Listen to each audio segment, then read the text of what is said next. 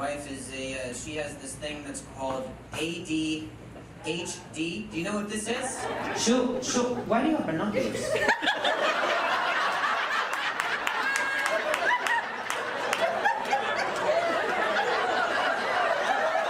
Sorry, I'm so sorry. What are you shitting me? You are the closest person to me. How did you... Dude, this is not the worst track, lady. There's... Oh, you didn't know what you said. Okay. I thought you just wanted to check people out on 134. You're just like, nah, there's a lady up there. She's a real piece of work. Do you mind if I say this?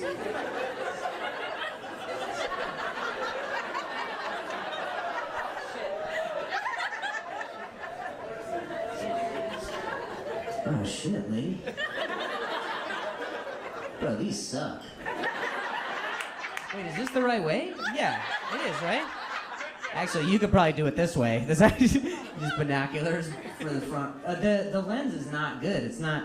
You have to roll it. You have to roll it. Your drug dealer teach you that? I'm trying to zoom in on somebody's pores. No, seriously. Blackheads on the nose are fickle, man. You gotta use a face mask or scrub. Y'all got some nice titties. Fellas. Got some good clap cleavage together. This is Smashville. I can't really see much. Yeah, the lighting's not the best, but Everything's too close. yeah. Have you used them at all during the show? I was trying to figure out what song it was. When I was back here? She's trying to figure out if there's a can back there. You think what? Oh, it's just a chord. Yeah. You ever get distracted by that? You might have what my wife has, yeah. She brings binoculars into the bedroom, but it's for a different thing, you know? I was like, what the f is that? I'm like, no, you gotta roll it. You don't get it. You gotta roll it.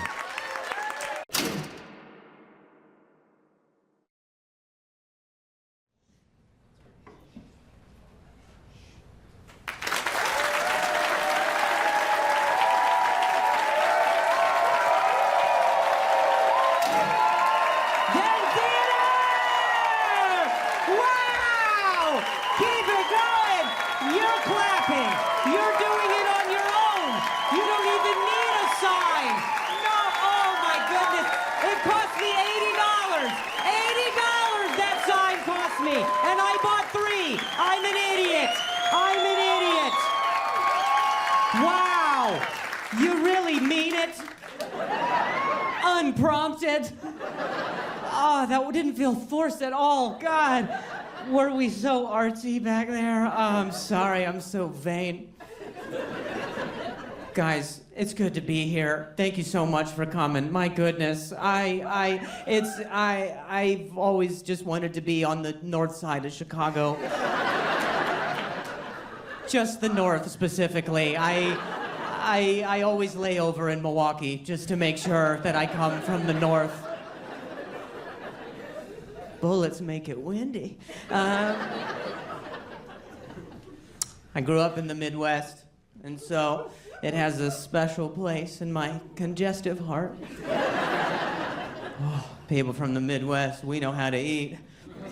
We don't know what, but man, do we know how. That's how we go through life, processing food, not feelings.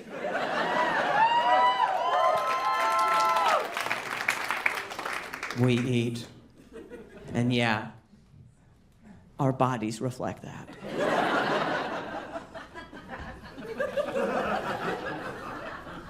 But you know what? People from the Midwest, we got great calves. I don't care how big you are. I look at the muscle group that supports that weight. And that's the calves. These are not runners, okay? But man, do we know how to pivot fast to a fug of the chow. That's all we have. I don't even need to look up past the knee. I got all the information I need from the calves. Oh, they're right in my eye line. That's what we have in the Midwest. Beautiful, bold, defined calves. No feet. Because of diabetes, but man, do we have calves though. My goodness. Don't look down and don't look up either. My goodness.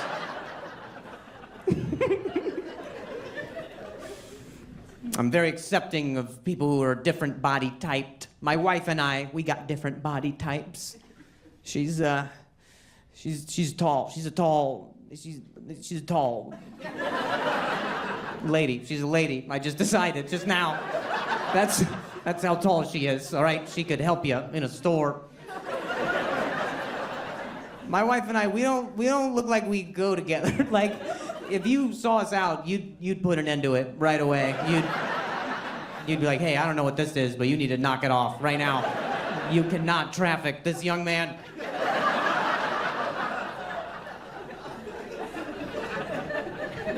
My wife, we don't look like we go to, like, I lost respect for her when she married me. I did. I was like, you don't need to do this, you know? Think about your future. Yeah, man. Here's how much taller my wife is than I am, just so you get an idea, okay? Every morning we get ready in the bathroom mirror together. That's our routine. And she stands behind me.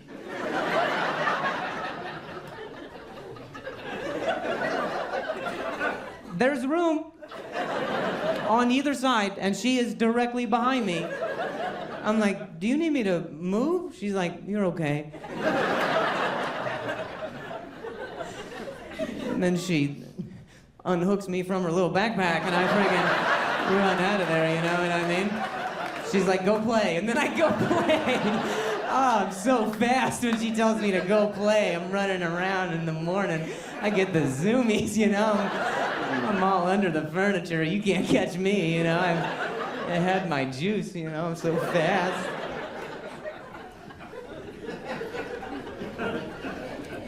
Yeah, man, she's tall. She's got big hands. Big hands. Like, she's got those blue-collar, associate's degree hands, you know? Like, pop the hood type hands, you know?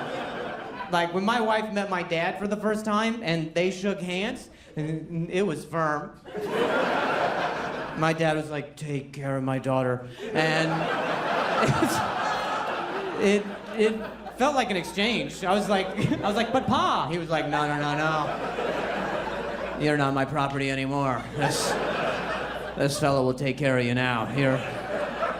You're in big hands. That's what he said. She got big hands, dude. It cannot be overstated.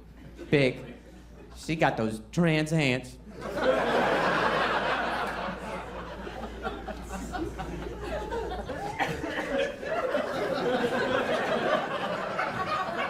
Like, my wife's not trans.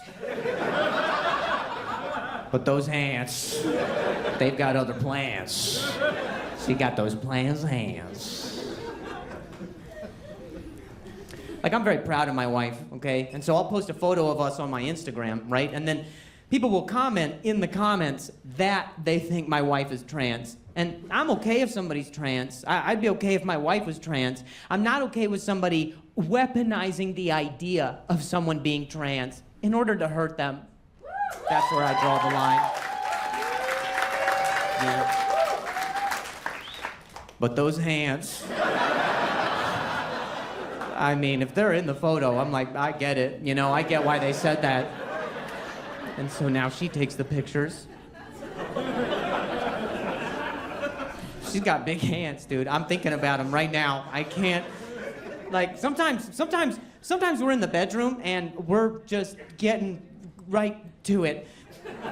We're going right for the thing, going at it. We're doing the happy naps. We're doing the slappy daddies. I've had sex. I don't know why I can't say. I've been in the act, all right? I know what it is. Just trust, but don't imagine, okay? But I've done it. But sometimes, like, you know, like she's just down there with her hands, and I'm like, please don't hold it, you know? It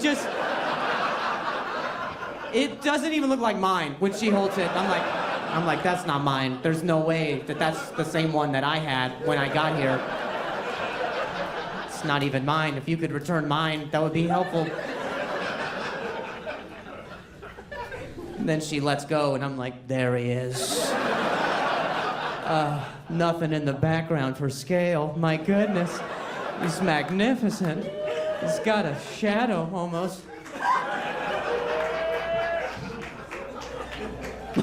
Big hands, dude. Big. One time she tried to two-hand. I don't have a two-hander. I'll tell you that right now. No chance. Not with those hands. I don't know what that second hand was for. She was just reaching out for hope, I guess. Second-hand embarrassment. That's what it was. She tried to make room. So what she did was she took her first hand and pushed further into my pelvis like she was choking up on a bat I don't have. But she already committed to the second hand, so it's just hanging out here rodeo style, and she settled on putting that hand over the first hand like she trapped a mouse in the field. And it was like, no, I swear to God, he's in here. I got him. Get a shoebox, quick.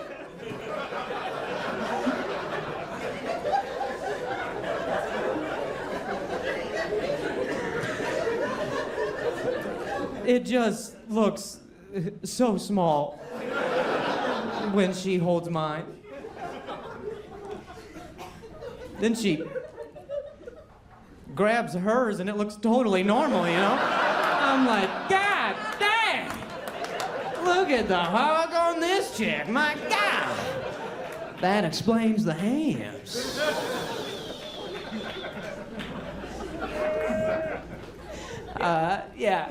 Thanks. One guy gets me, all right? That guy's girl has got big hands. They high five and a tectonic movement happens. It's good to be here.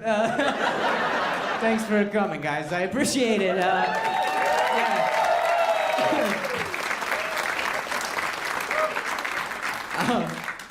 My name's Drew. For a long time, a lot of people, they called me the stuttering comedian. And that's because for over 10 years, I had a really bad publicist.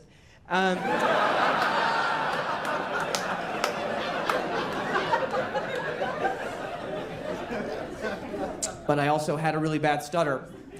Good stutter, bad stutter. I don't know, because one time I stuttered for so long, this guy was like, that was a good one. And I was like, stop molesting me. And guys, I'm joking. I couldn't say stop because of the stutter. You're okay, come on. We'll get through this. Just to quote my uncle, but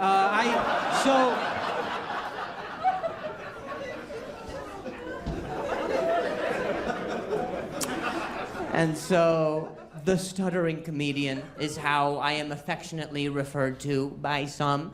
And by the way, if you ever stop me to ask if I am the stuttering comedian, I will probably be very polite.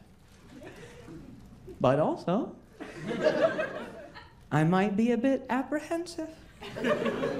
Because I don't think calling someone the stuttering comedian is a hate crime, but I definitely know that's how they all start. Is that stuttering Get him, right? People wonder why we haven't found Bigfoot. Maybe it's because you keep calling him Bigfoot. His name's probably Dan. He's just outdoors, eh? I think it's just hard to feel like a person when people give you a name that isn't one. Like Drew sounds like the name of a human man who could perform some jokes in a venue just like this one. The stuttering comedian sounds like a carny in a circus tent. Like I'm in New Mexico on the side of a freeway somewhere, and a guy with a top hat and a pervy mustache keeps whipping my cage like, ah! Feast your eyes on the bumbling boy! For just a nickel, he'll perform 2 minutes of material for 20 minutes! The stuttering comedian! Nah, whatever. Who cares? What, do you think I wasn't gonna use it? That would be nuts. That would be nuts. I bought it. I have to use it. It helps. I'm gonna start standing next to my wife on that thing, you know what I mean? And people come up with all types of descriptions for comedians because they're too lazy to learn our names. You hear it all the time. Oh, that's that stuttering comedian. Oh, that's that midget comedian. Oh, that's that gay homo comedian. And I have to respond to all those. You know, Thanksgiving's tough. And stuttering might be the only thing that I'm ever known for, but honestly, I blame myself. I've openly made so many jokes on stage about my struggles with stuttering that now, if I meet someone in person and I'm not, it bums people out.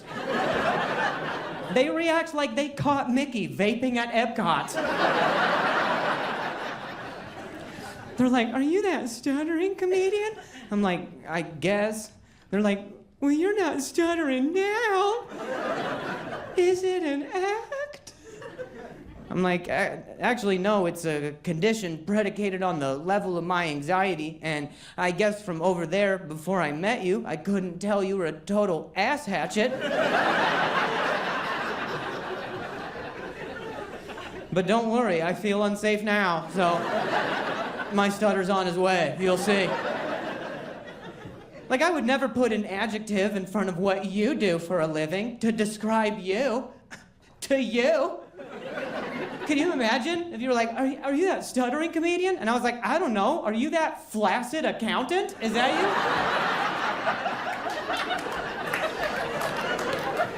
And you'd be like, no. And I'm like, well, you're not hard right now. Let's see it. If it's not erect, do you even have one?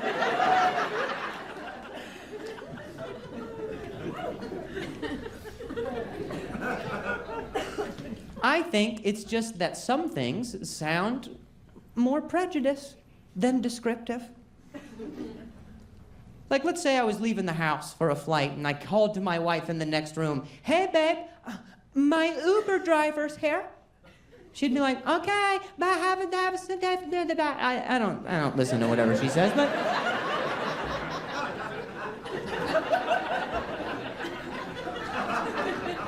if I was like, "Hey, babe, my Indian Uber driver's here," she'd be like, "Oh, you don't need to say that detail." And that's my point. I would never say something like that because all Uber drivers. So I can't.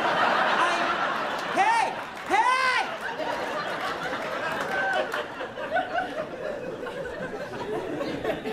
I'm fed up.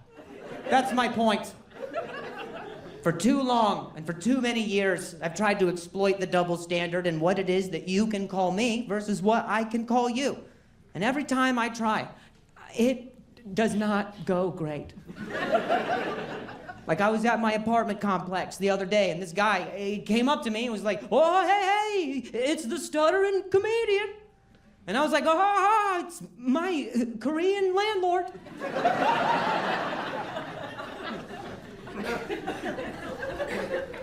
He was like, "What?" "Bro, you sound so racist." And I was like, okay. So you can call me the stuttering comedian, but I can't call you an Asian innkeeper?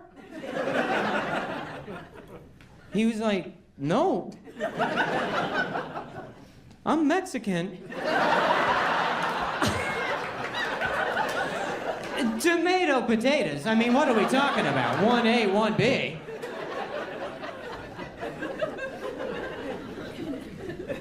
But he doesn't call me the stuttering comedian anymore, so he calls me the stuttering racist, and that's progress, I think. I decided a long time ago that I was going to try to improve my speech so I could try to improve my quality of life. But I gotta tell you, you guys have not made that shit easy. I don't like stuttering because it makes me sad, but I don't like not stuttering because it makes you sad. My good day can really fuck up your good day. I'll get interrupted sometimes in the middle of conversations for people to demand to know where the stutter is. You know how many times I've been accosted by the phrase, "Where's the stutter?" "Where's the stutter?" is a fucking crazy thing to say to somebody. Like I'm a hooker who doesn't match my ad. They're like, "Hey, where's the pigtails, Toots? We wanted the pigtails." In your brochure, you had bush.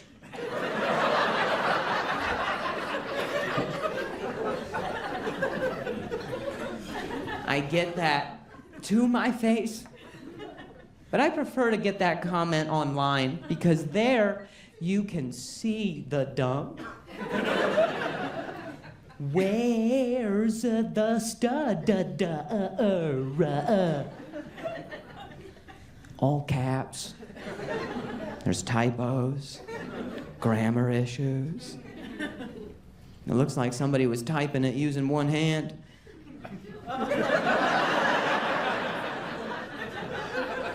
What do you think they're doing with the other one? Why else be so aggressive unless you found a video of me not stuttering and you're just, "No! I can't bust on some able-bodied fuck!"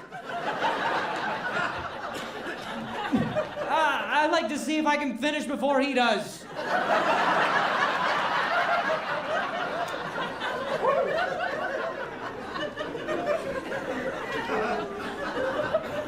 They'll be so upset. And that's when I realized, I think stuttering is a lot like unplanned pregnancy. Because nobody cares that you have this problem until you get rid of it, then they're fucking mad at you.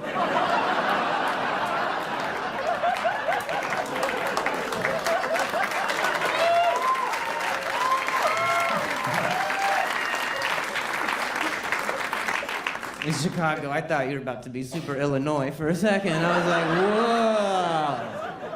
"Whoa, my body, your choice."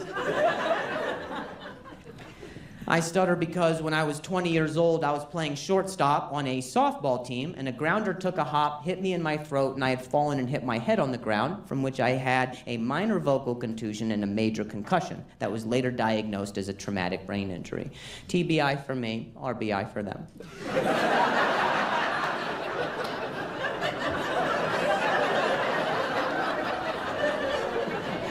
Everybody wins. But make no mistake, I love the fact that I had a traumatic brain injury because it's so cool to have trauma these days. Oh, trauma, you gotta talk about it. I mean, if you don't have trauma, why even go to brunch?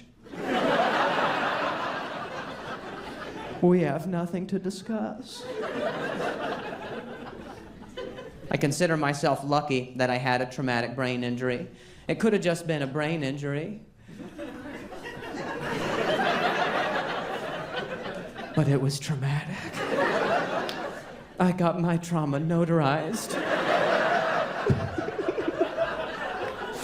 I got it in writing. Your trauma's in your head. Mine is my head.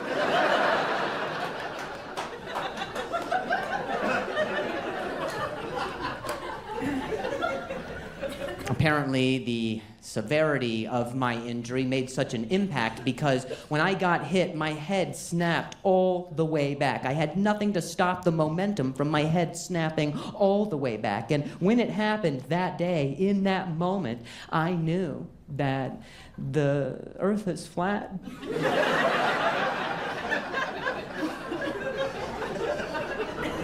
And now I don't believe in space.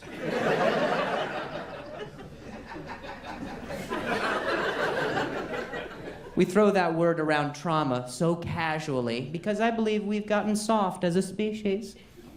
It's a miracle we're still at the top of the food chain. Animals, they know how to react to something that's truly traumatic. In the animal kingdom, this is how it happens. An animal wakes up and goes, "I'm hungry," and then that animal gets eaten. And that's traumatic. But it's also traumatic at the times they are almost eaten.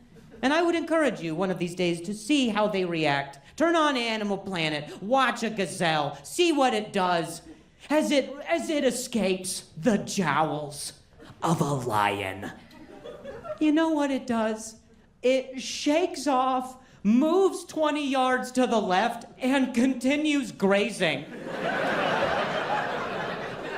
Meanwhile, someone calls us the wrong name, we shave our head and go live. It's insane. Yes, it was a softball injury. That's what happened to me. I'm telling you that that's what happened to me in the event that I see you after the show and you're like, "Hey, that thing that you said what happened, is that really what happened?" And I'll be like, "Oh, you mean when I told you what happened?" Yeah, that's what happened. What do you think, if I was gonna make up a story, I'd go with that one? I don't even look good in that story. That story sounds like the version the softball tells. Like he's at a bar with his buddies and he's like, "All right, so I see this little tinksy twink over on shortstop, yeah? And I start fucking flying at him. I'm dodging, I'm weaving, oh, he's not looking, so I fucking popped up and uppercut him in his fucking word girdle, and...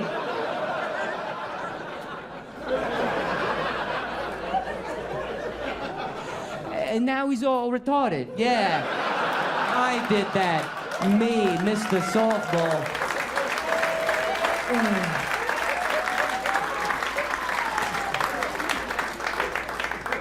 And I know you can't say the word retarded, but for a while, I actually couldn't. So it's a different victory for me, you know? I have to say it, or else the softball wins. So a ball to the throat, stutter. Pretty traumatic. Pretty embarrassing. But I later found out that could have been much worse.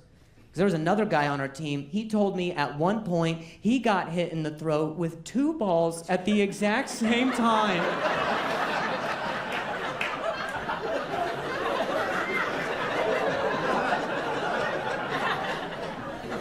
And he ended up with a lisp, so, you know, really dodged a ball there, you know.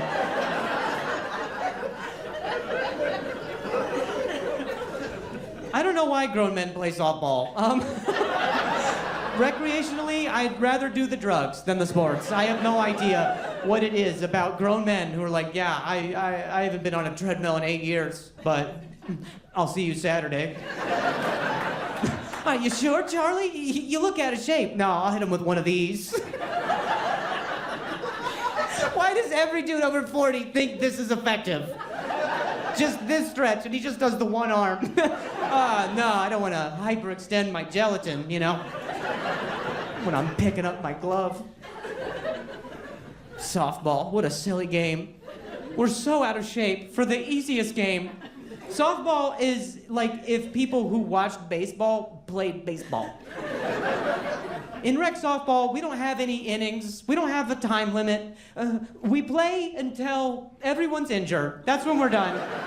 When we're all on the bench and we're like, all right, we made it 40 minutes this year. That was pretty good. Let's all go for MRIs. The game of softball is designed for violence. I know this because the ball is fatter, so you can't miss. The bat is fatter, so you can't miss. We are fat, so you can't miss. Do you understand? Everything is fatter and slower and sadder. That's what softball is. And we underhand pitch it. At point blank range, we underhand pitch it in front of our bodies. We don't even wind it up like the lesbians. We're literally like, here you go, Greg. Here it's coming, Greg. Are you ready, Greg?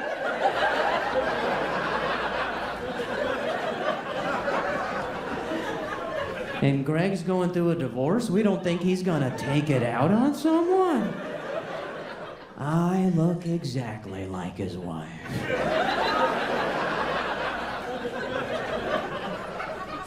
So I went down with a concussion, and they don't have a protocol for a concussion in rec softball. We don't have the budget. Might come as a surprise. When I got injured, they just told me, yeah, just keep an eye on it. I was like, you want me to keep an eye on it? I don't know who I am. But as soon as I find him, I'll keep an eye on it. You have my word. Just keep an eye on it. It's just the brain, no problem. Just check in every now and then. It's just the system that's the most important in charge of all other systems. Just keep an eye on it.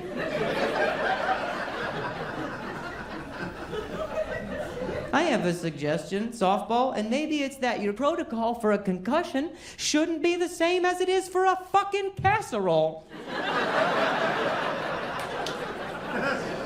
Yeah, just keep an eye on it. Let it cool down. I think what's embarrassing about my story is that I don't even remember it. I'm telling you a story that someone else told me. They probably left out details for my sake. They're like, yeah, we didn't mention when you sobbed and shit yourself. And that was before the game even started, you know?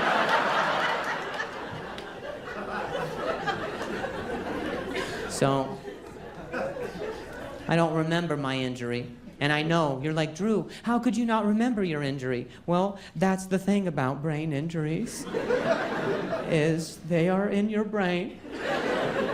So it's like if your laptop crashes, you can't use it to look up what happened.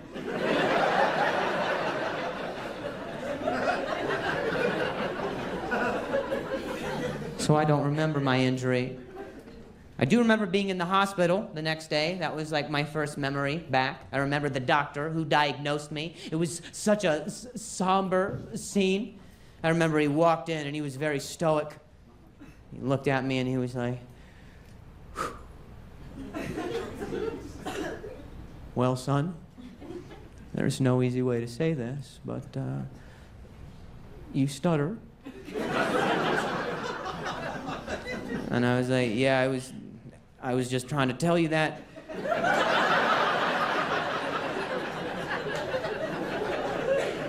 There's just no easy way to say it.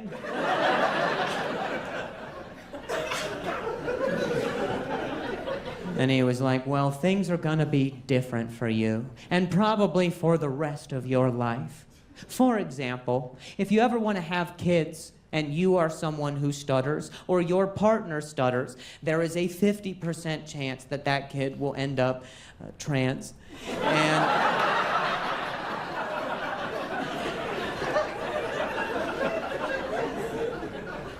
I might be misremembering that. I had a brain injury, and it was very traumatic for me, and I didn't keep an eye on it.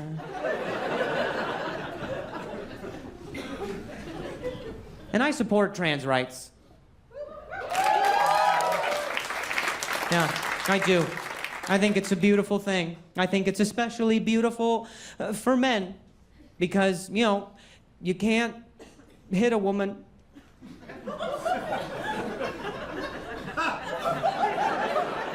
But you can identify as one, which is the ultimate, if you can't beat them, join them.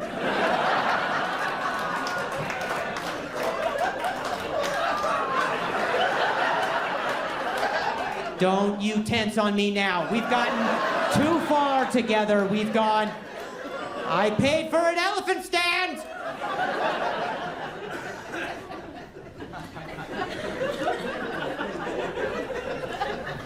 It's very difficult being a comedian in today's climate. You can't tell a joke like the one I just made. You'd say a joke like that, people would be like, don't say that. That's hate speech. Drew, I wish you wouldn't say that. It's hate speech.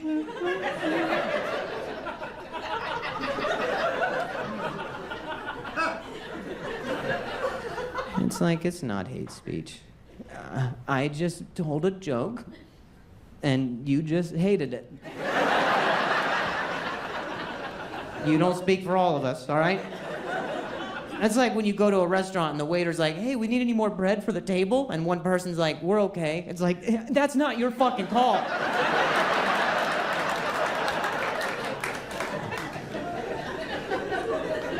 Don't make jokes about bread. I have a son with gluten sensitivity. I'm sensitive to my son's gluten sensitivity. Hate speech. I have a pistachio-sized rectum and a nut allergy.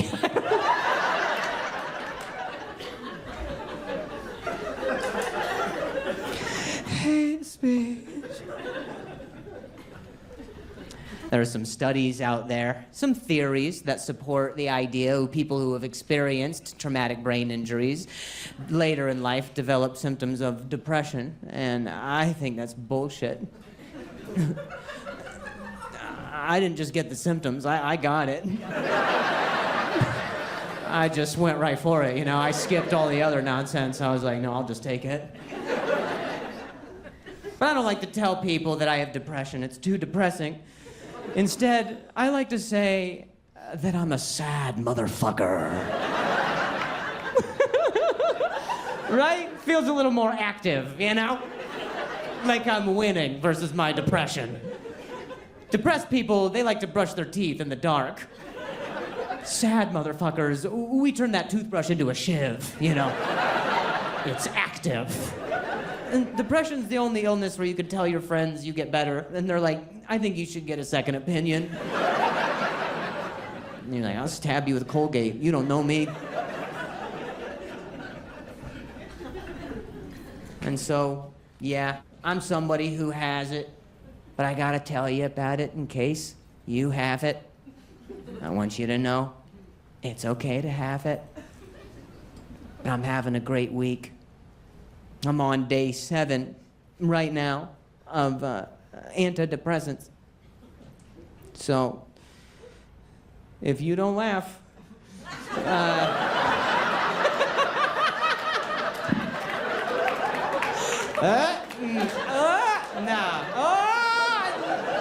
we'll see. No, I wouldn't do it here. But I don't. It's too tough to get a hearse through the city. So. Come on! That lady back there, that's a sad motherfucker right there. She's like, yeah!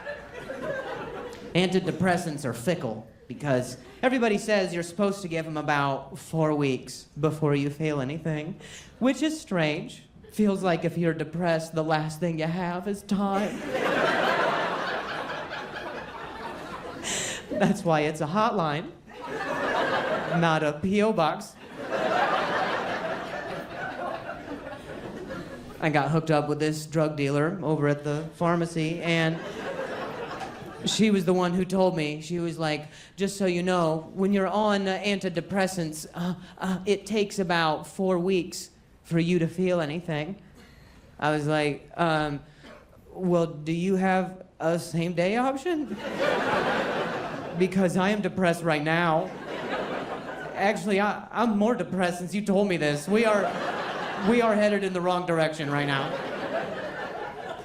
She was like, unfortunately, that's not how it works. Your brain needs time to become desensitized to the drug, about 4 weeks. That way, it won't notice the change. And I was like, so to be clear, I am to wait a month before I feel anything, at which point I will be so used to the drug that I will not feel anything?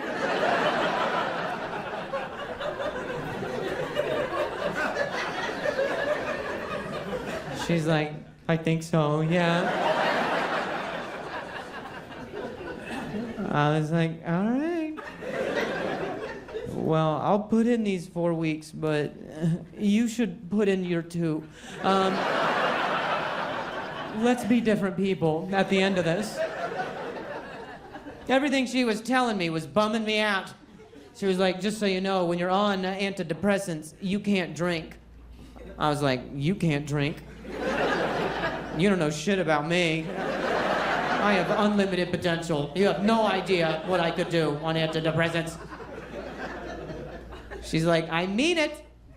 If you drink on this medication, you will have internal bleeding.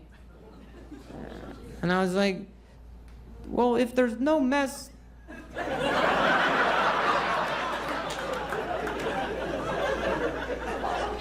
I'll keep it to myself. You know what I mean? I'll keep it in. She's like, I think keeping things in is what got you here in the first place. I was like, you're actually pretty good at this. I'm not gonna lie. Then I had her ring me up for a 6-pack. I got the fuck out of there, you know what I mean? Oh yeah, you can check out from the pharmacy. Same sad motherfucker back there. There she is. Me and that lady were going on a rum run at the CVS.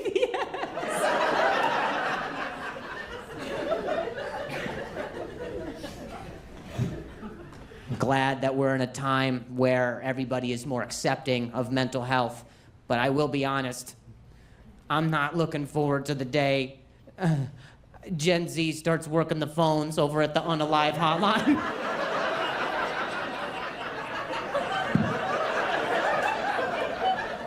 They will pick us off one by one. You just call the number, some dude named Paprika answers. He's just like, you called? Just text. Text me the emoji you feel.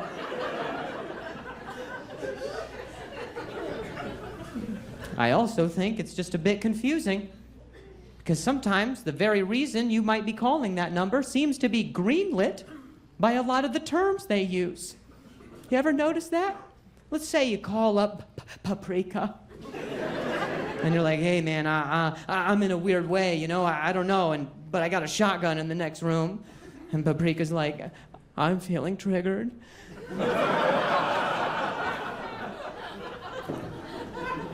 And you're like, okay, I mean, I guess I'll just put my head in the oven. He's like, it's lit. And you're like, I'll just take a bottle of pills. He's like, no cap. And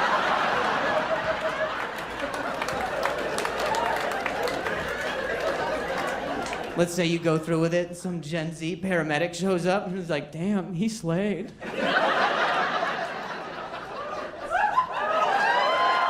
No. You did good. It was natural. I liked it. Don't overdo it! Well, not that, sorry. Just...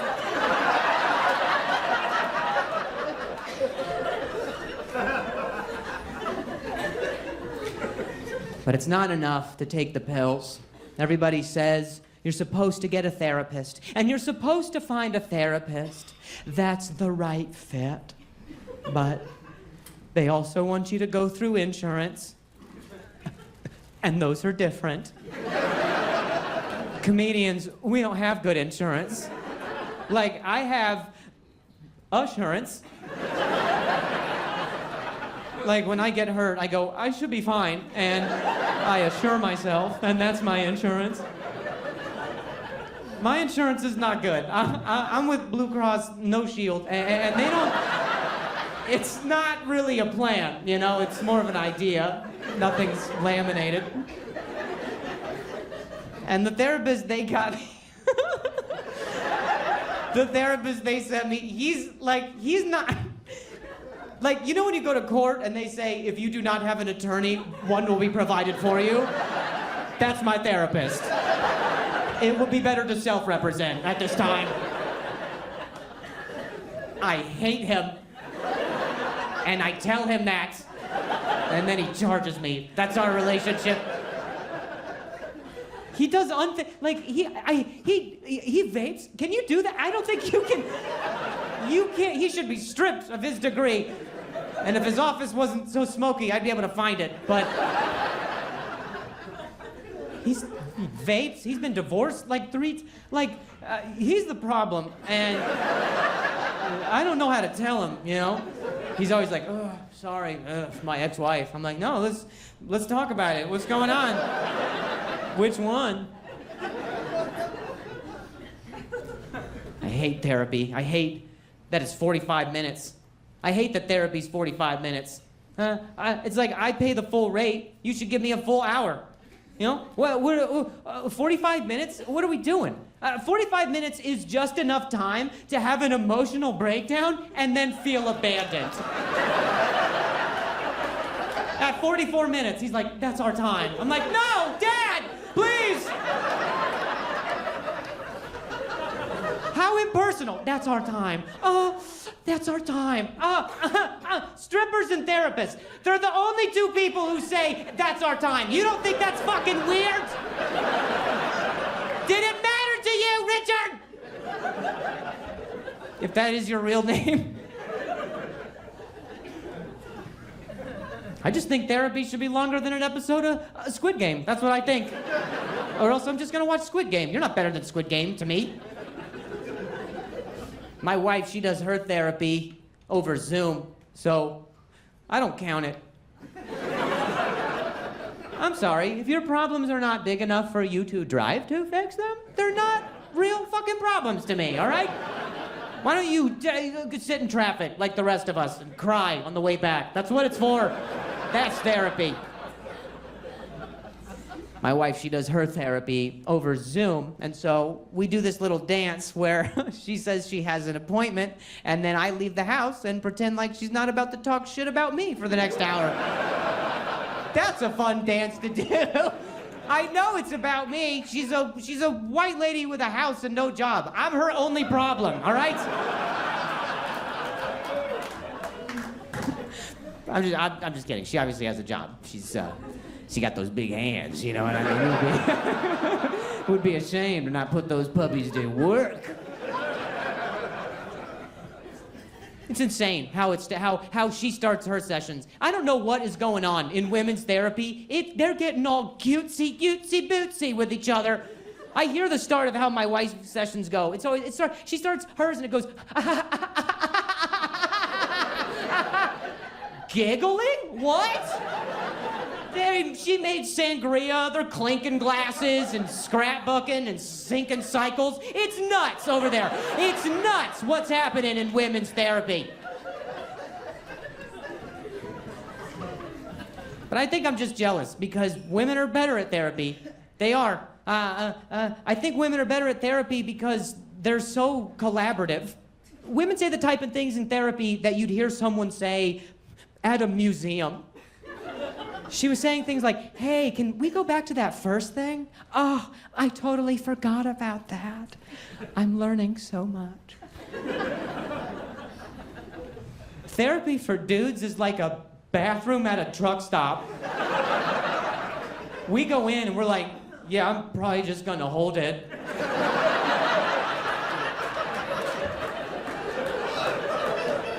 Nothing about this seems safe, not one bit. Can't get rid of shit with some dude just staring at me.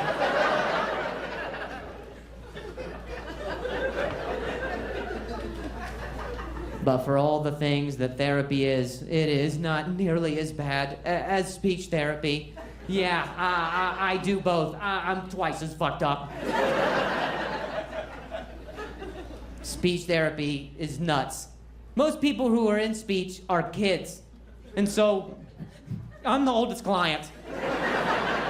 And the waiting room is decorated for not me, not at all. It is a humiliating place to wait as an adult man. It's all for the kids. They got a friggin' coloring books, and there's puzzles, and a slide, and a ball pit. I've done it all. And I go to speech therapy still because I sometimes have difficulties saying words that start with the same letter right after each other. That's my current struggle, okay?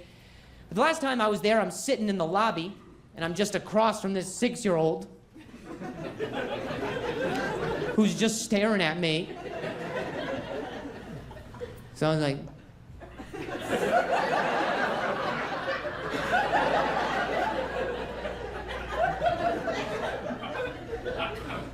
what are you in for? And he had a difficult time saying his R's. So he was like, Oz. And I'm a dick, so I was like, oh, like the wonderful, wonderful Wizard of?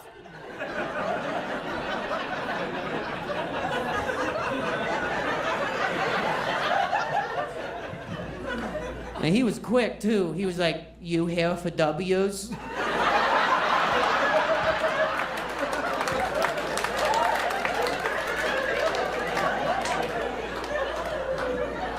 I was like, how about fuck you, Tommy? Have you heard that? Have you heard fuck you right to your little ears before? How about that? Yeah. If you weren't bigger than me, I'd beat your little ass. You understand that? You ever been stabbed by a toothbrush? You understand, young man? I'm a sad motherfucker.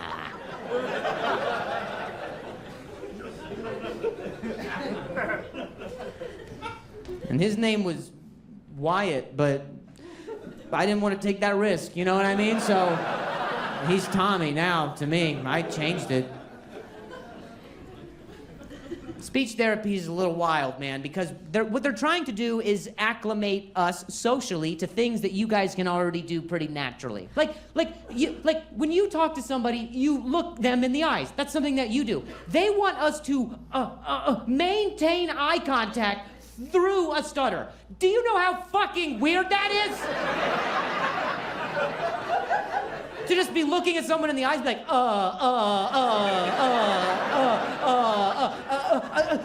you didn't consent to that. Besides penetration, that is having sex. I don't care what you think that is. That is assault from a distance.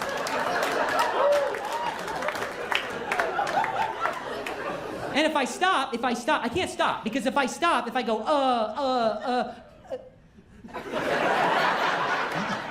you will think I finished in my pants. So you're like, oh, okay, it was a non-melee violation. That was good. Clothes on and everything. I need to shower.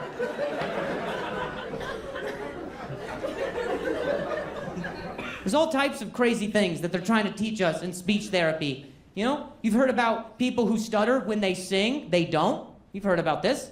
Yeah, my speech therapist was like, yeah, if you ever find yourself in a bind, was trying to say something, oh, you could just try singing it. I was like, I'd rather stutter. Thank you. Thank you, though. I'm not gonna serenade my Postmates guy, sorry. Hey, come on over, ooh. No, that's called luring, all right? And that's a felony. Like, come on in, ooh, daddy, look me in my, there it is. I'll tip you, not on the app.